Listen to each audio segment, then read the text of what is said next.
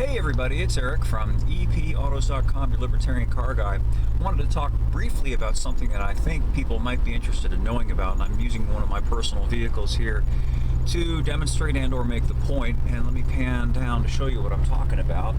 So there is the aftermarket stereo that I installed in my nearly 25-year-old 2002 Nissan Frontier pickup.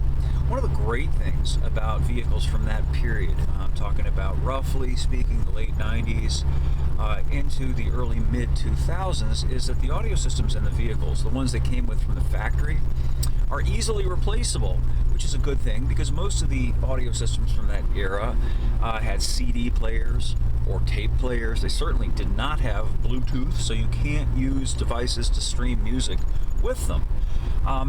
But it's very, very easy to replace them because they have these kind of universal plug-and-play connections. Those of you who can remember the way it was back in the 80s and before that, and into the 90s, when you wanted to put an aftermarket stereo in, you had to do all this chopping up of a wiring harness. And if you weren't intrepid and didn't have some idea of what you were doing, it was a technically difficult task. Whereas it's incredibly easy to pop in one of these new units in a relatively new vehicle. Now, here's the other side of that coin. The newer stuff, the current stuff, you can't do that with, and here's why. It's typically integrated into a touchscreen now. And unless you replace the entirety of the touchscreen, you can't just replace the radio.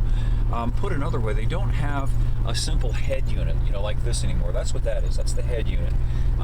It literally is easy to just pull that thing in and out and disconnect the connections. It's not so easy with these integrated dash displays that you now see commonly in the cars. And everything has to mesh electronically.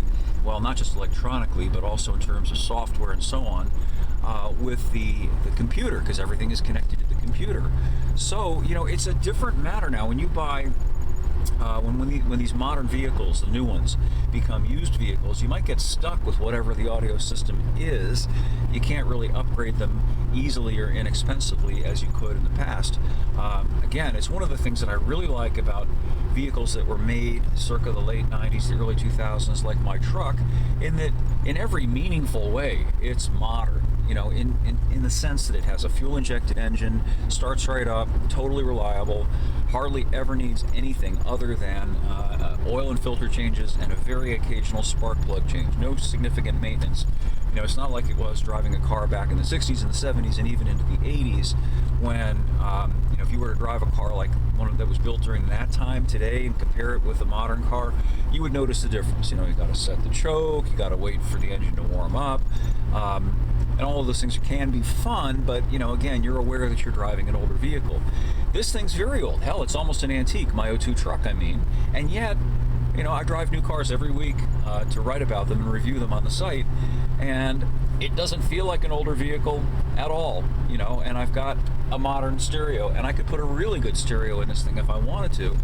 That's as fancy and as good as the top-of-the-line stuff that you'd get into in any high-end new car today. So it's just a nice aspect of those vehicles, and at the same time, kind of a cautionary tale as regards the new stuff. If you're thinking about buying something, you might want to get the top-of-the-line stereo if you're an audiophile, because it might not be easy, it might not even be possible to upgrade the stereo that's in it down the line when whatever the thing came with becomes obsolete. Anyway, that's all I've got for now. More up at EPautos.com, the web's best libertarian gearhead site. We'll catch up with you again soon.